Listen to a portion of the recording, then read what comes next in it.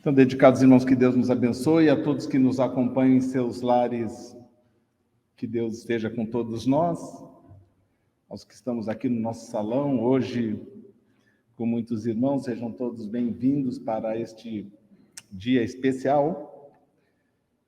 Nós começamos a abertura do nosso estudo dessa noite com uma música consagrada à Nossa Mãe Santíssima, e através dessa música, a voz de Maria, nós homenageamos a todas as mulheres deste planeta e a todas as mães. E hoje o tema não poderia ser coincidência, honrar pai e mãe. É o capítulo 14 do Evangelho segundo o Espiritismo. Então, quero que todos sejam muito bem-vindos, estudemos, meditemos, reflitamos sobre este tema. Por que será, há 2000 anos, quando Jesus tinha... E eu digo Jesus porque foi ele quem escreveu aqueles 10 mandamentos para Moisés. Deus não precisaria fazer aquilo, né? Ele, seus enviados, mas traduziu o pensamento de Deus para os homens ali. Jesus era a voz de Deus aqui na Terra. Quando deixou 10 mandamentos, ele tinha que reformar o planeta inteiro. Eu digo há 2000 anos? Não, foi há 4000 anos, né? Porque Moisés viveu aproximadamente 1800 anos antes de Cristo, né? 1500 anos. Mas, com tudo para dizer aos homens, reformar o seu modo de ser, pensar, aquele atavismo que eles estavam carregando há milênios,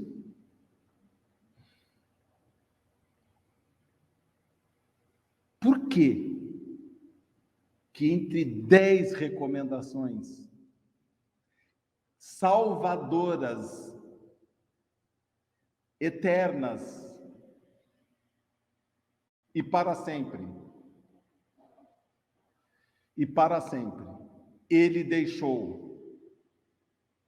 honra teu pai e a tua mãe, para viverdes longo tempo sobre a terra que vosso Deus vos dará.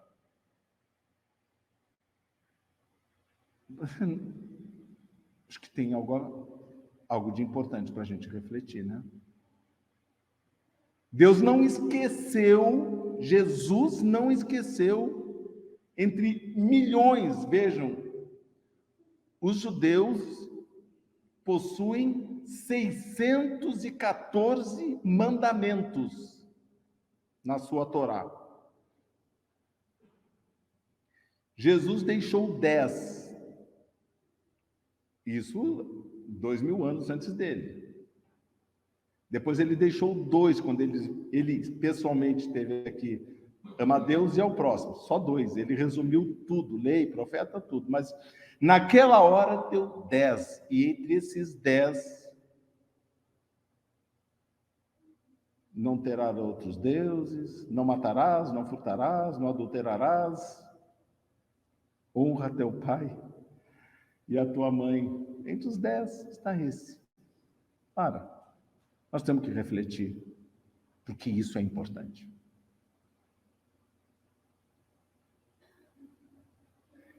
Deus leva isso em consideração.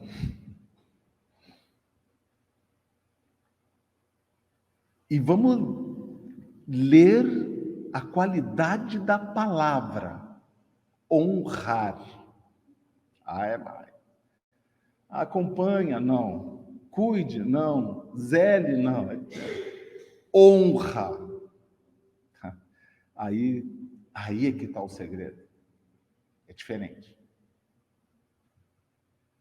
Eu não gosto, eu não amo, não consigo ter amor. pelo meu pai. Não tem problema, honre. Deus está perdoando você por não ter o amor. Ele falou, honra.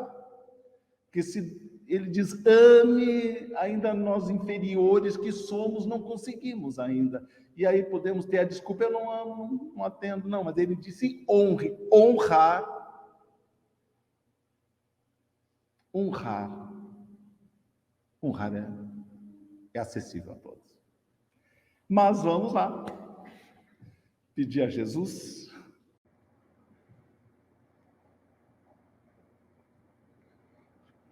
Aqui no Evangelho segundo o Espiritismo. Sabes os mandamentos, disse Jesus. Não furtes, não diga falso testemunho, não minta, né?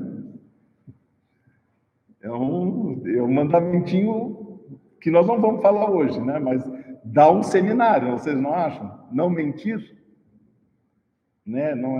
Não dar falso testemunho, é não mentir. É falar a verdade sempre. A tradução aqui feita pelo Instituto pela LAC, né?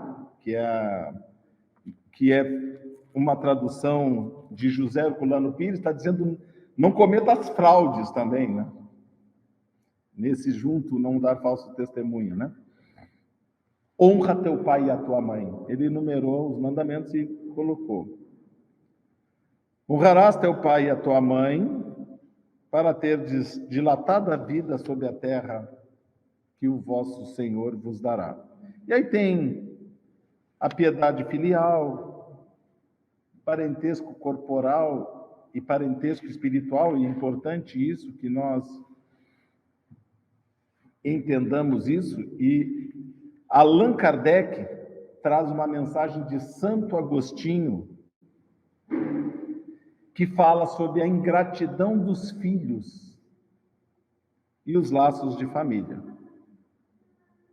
Vou ler só um pedacinho, né?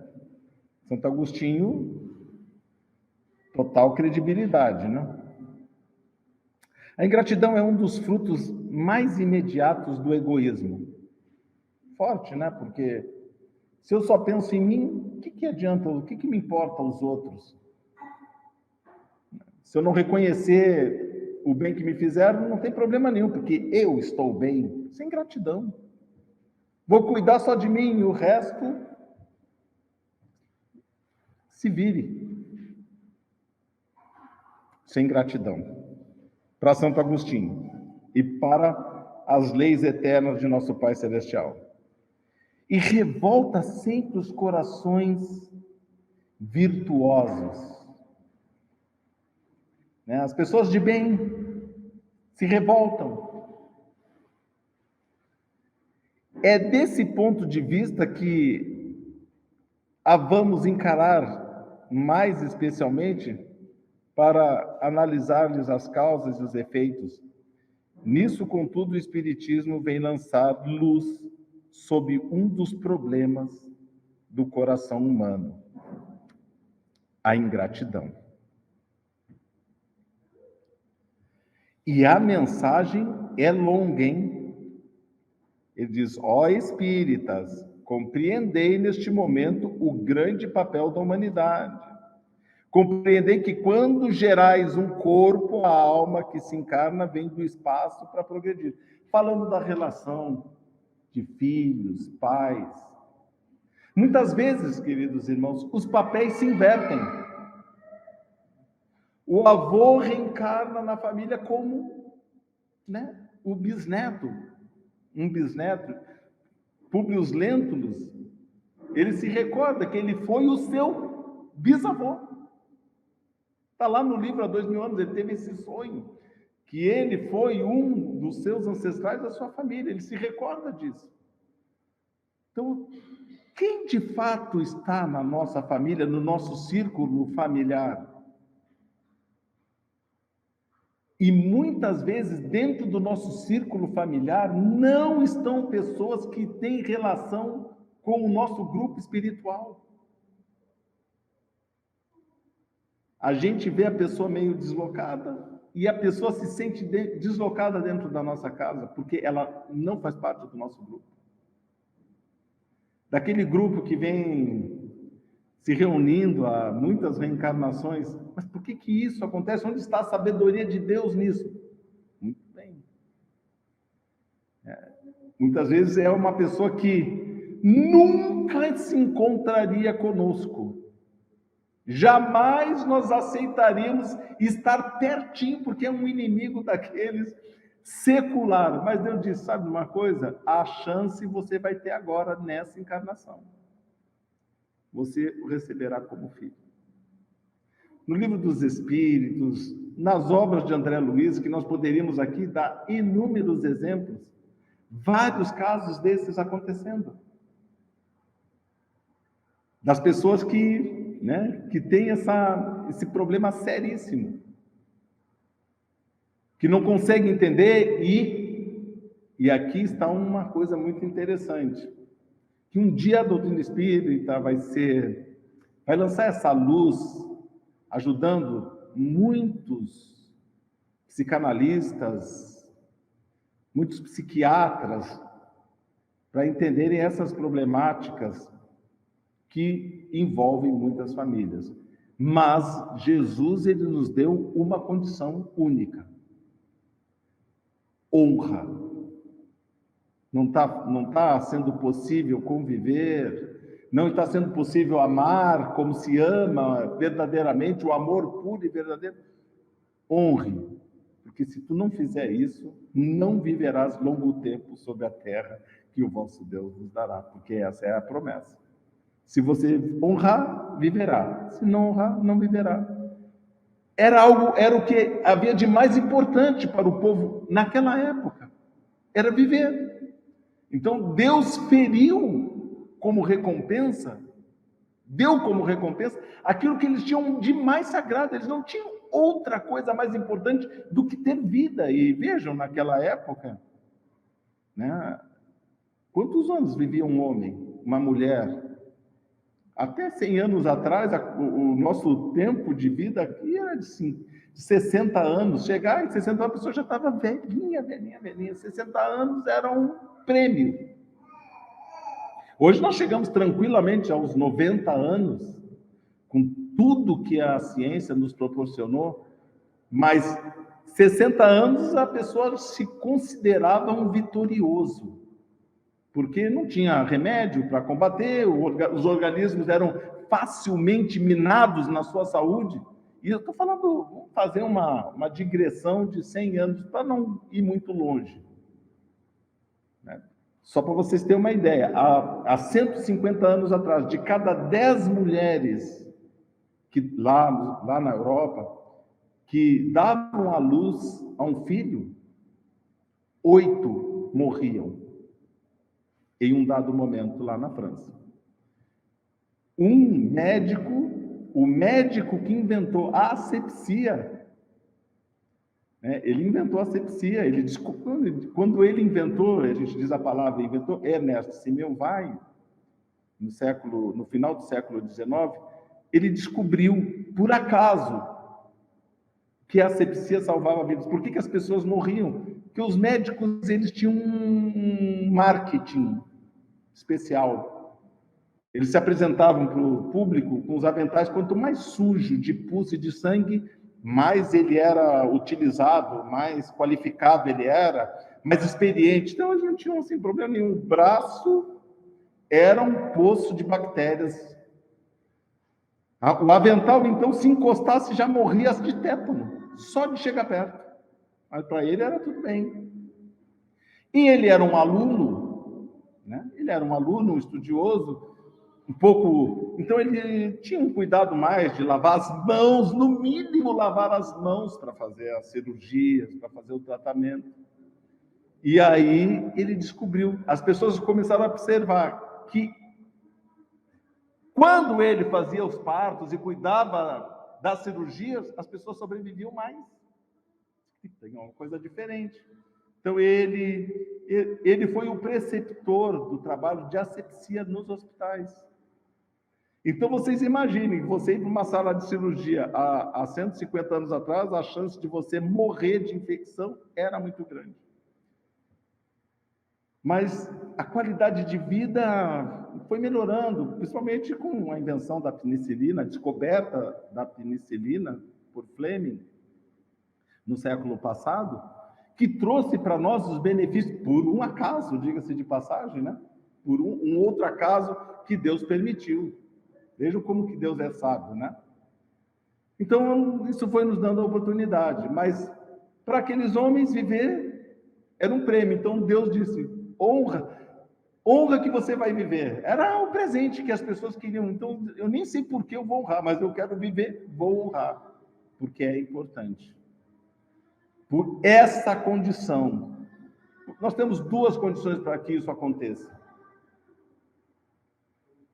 Primeiro, se nós não fizermos isso, nosso maior presente, prêmio aqui na Terra, é reencarnar.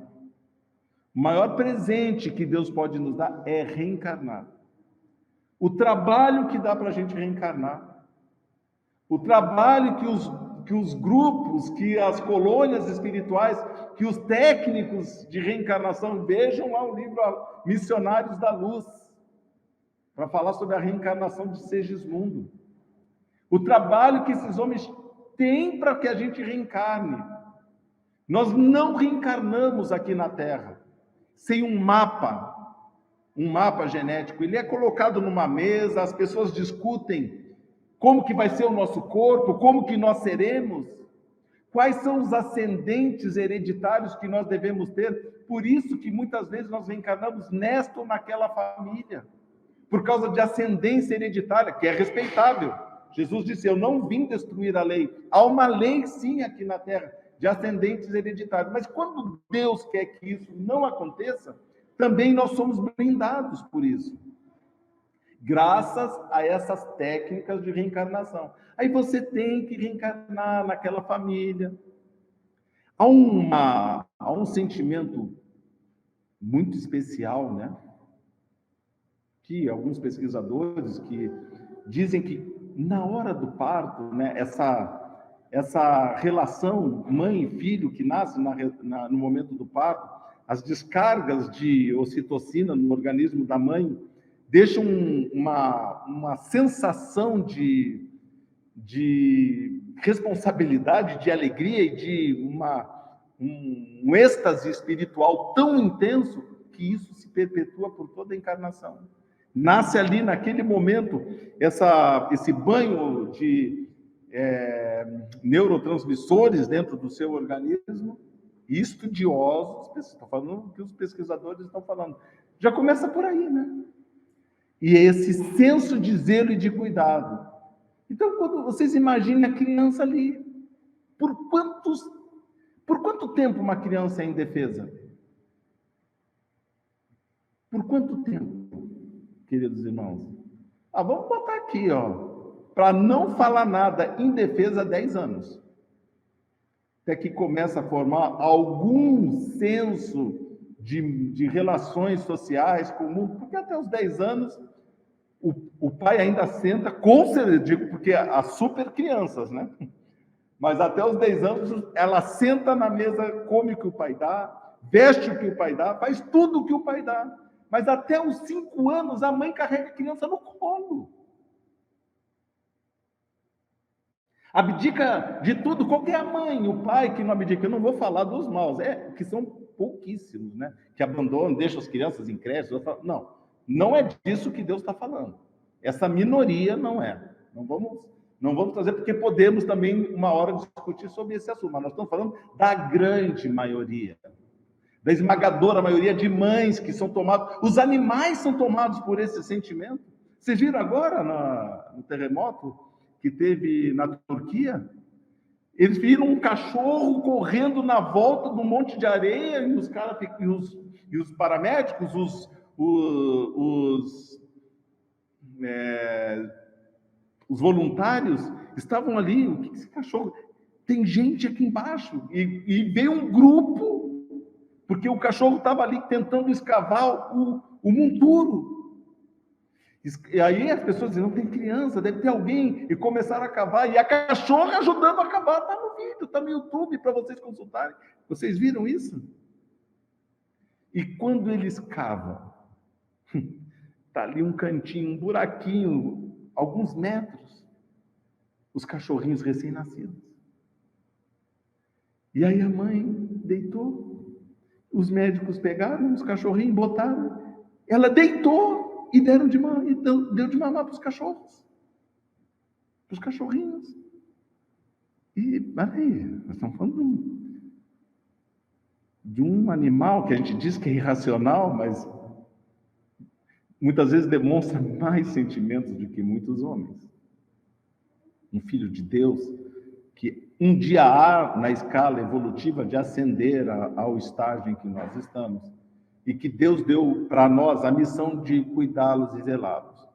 Não só a eles, para que os cuidadores, zeladores dos animais lembrem que não é só os animais que nós temos que cuidar.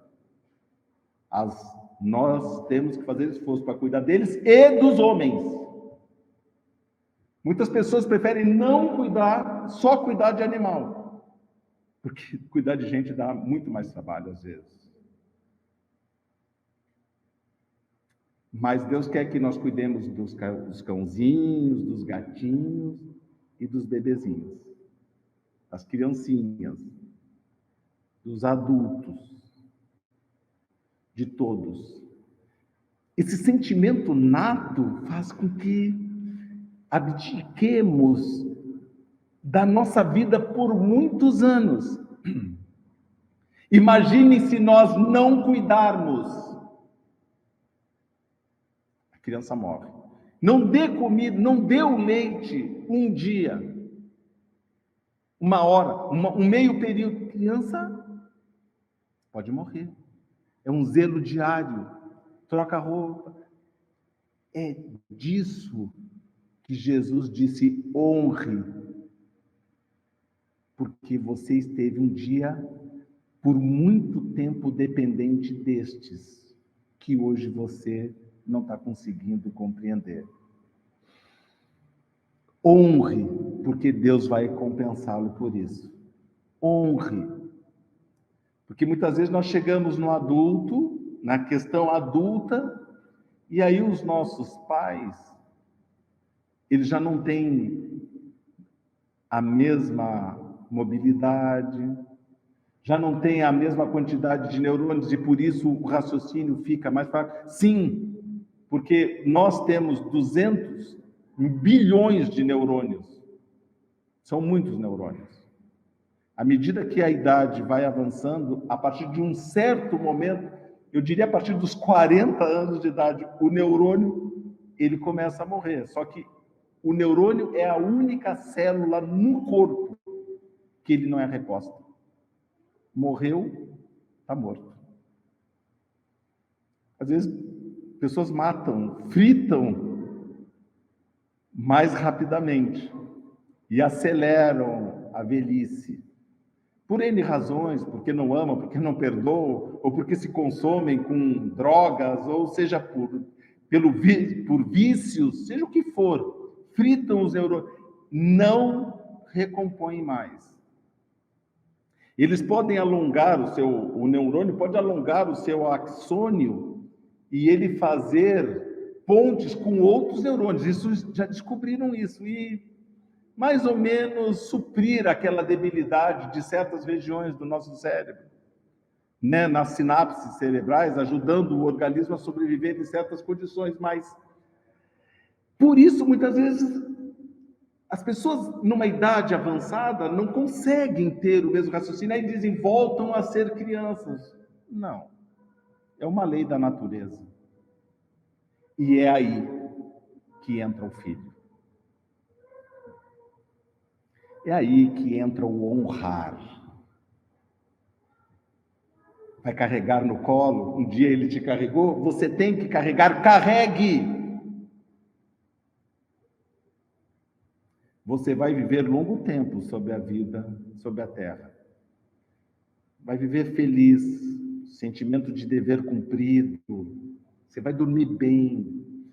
Você vai dizer lá em cima: Senhor, obrigado, porque eu pude retribuir o presente que eu tive nessa existência. E aí existem inúmeras situações com potenciais maiores ou menores de dificuldade para isso, dadas as questões de várias reencarnações, de vários processos, de várias necessidades e ajustes. E nós estamos chegando num desses momentos especiais. Por isso, queridos irmãos, se hoje nós não entendermos nada,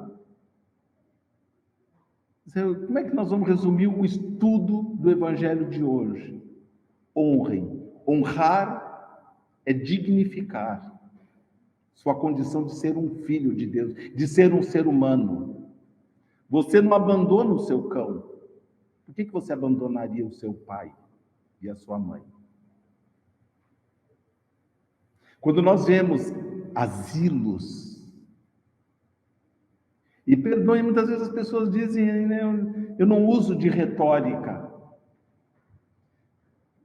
Quando a gente chega numa certa idade e a interação com o plano espiritual, ela chega nesse ponto em que nós estamos, nós não conseguimos usar as meias palavras para não suscetibilizar os sentimentos, o entendimento, as condições em que cada um se encontra. Mas uma coisa, vocês vão chegar no plano espiritual, todos que estamos aqui. Nós vamos chegar no plano espiritual e dizer, o Geraldo falou isso. Ninguém vai dizer assim, se eu soubesse, eu tinha feito diferente. Não, hoje quem está ouvindo sabe. Não queiramos chegar na espiritualidade com a dívida de termos abandonado um pai e uma mãe, por qualquer condição. Eu diria que estaria entre o segundo maior crime aos olhos de Deus. Entre o segundo, o terceiro, você não matou, mas você abandonou. É um crime gravíssimo aos olhos de Deus. Por isso o esforço que nós vemos muitos irmãos, Geraldo, muitas vezes chegam para mim e disseram, está difícil, vai firme. Eu não tenho mais nada, não tem problema. Que não seja mais nada. Mas se for só isso, você é um espírito puro.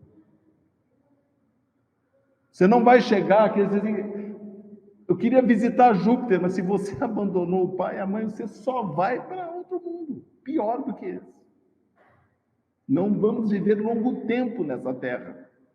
E viver longo tempo é reencarnar, inclusive, aqui. Então, queridos irmãos, por isso que o tema, é um pouco, eu não vou dizer pesado, mas é uma realidade, vocês concordam comigo? Está aqui no Evangelho segundo o Espiritismo. A existência de asilos é o atestado de miséria que nós ainda vivemos. Ou de orfanatos, de péssimos pais. Divaldo Franco fundou a Mansão do Caminho. Ele cuidava de crianças abandonadas. Vocês sabem quantas crianças, alguns não foram abandonados, outros, na grande maioria, foram abandonados. Mais de 3.000 crianças ele cuidou na Mansão do Caminho ao longo desses anos. Muitas das crianças que deixaram na porta da casa dele, muitas vezes, eram espíritos ligados a ele ou a familiares dele de outras reencarnações.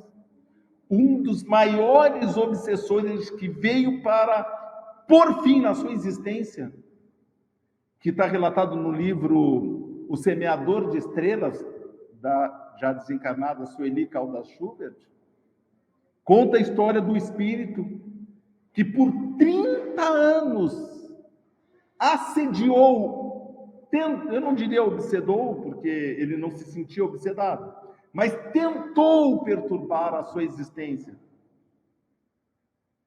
e não conseguiu.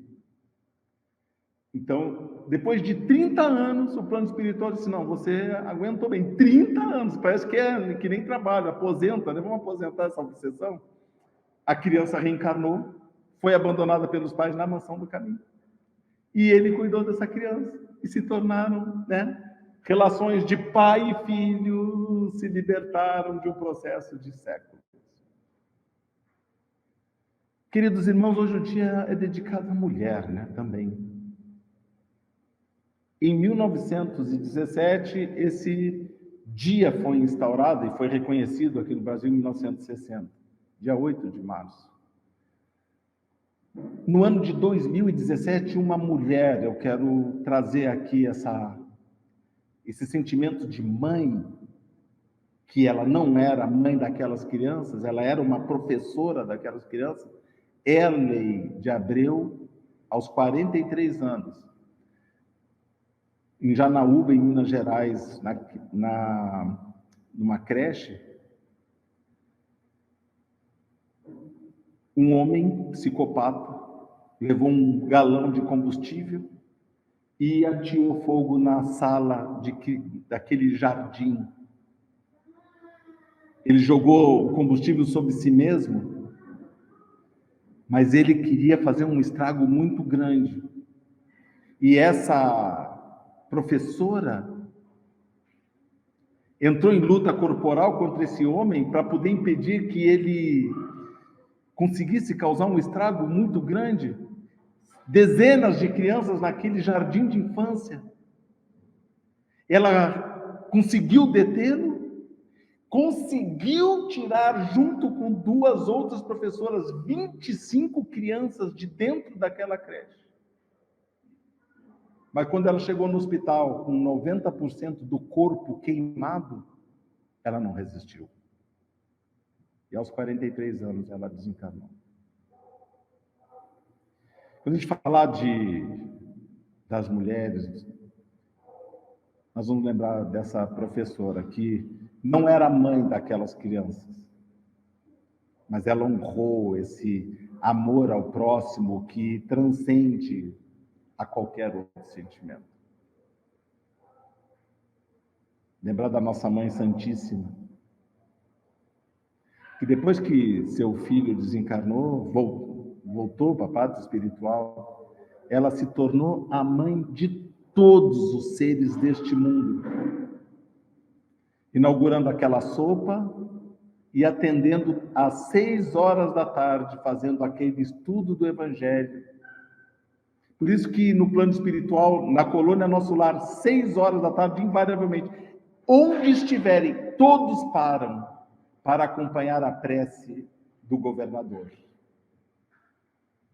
No Ministério da União Divina, eles fazem essa conexão com o Cristo, com essa esfera crística, através dessa prece. Às 6 horas da tarde, em honra à nossa Mãe Santíssima. Por isso, às 6 horas, a gente sente esse enlevo espiritual. Era o dia em que era o horário em que ela servia a sopa e fazia o seu estudo do Evangelho. Para concluir, queridos irmãos, eu queria ler um poema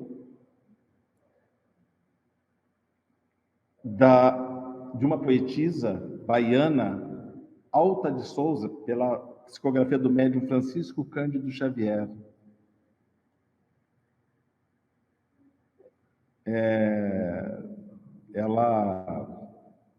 Ela traduz muito dos sentimentos de muitos filhos. Ó minha Santa Mãe,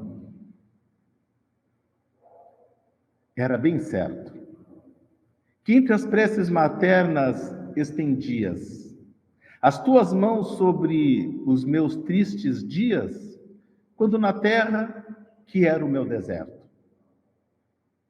Nos instantes de dor, bem que eu sentia as tuas asas de anjo de ternura.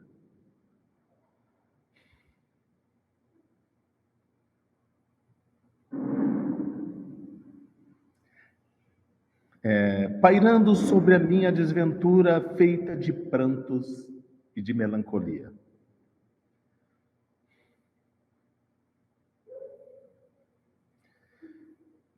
Vocês vão convir comigo, que tem muita gente lendo esse poema comigo aqui. Flor ressequida que eu era, e tu o orvalho que eu nutria, pobre empalidecida, era a tua alma a luz da minha vida, meu tesouro, meu dúlcido agasalho. Ai de mim sem a tua alma bondosa, que me dava a promessa da esperança, raio de luz, de amor e de bonança.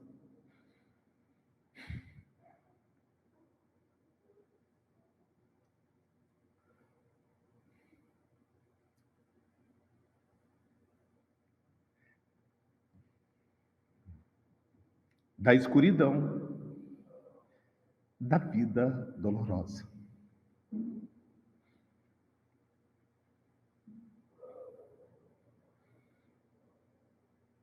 Sim.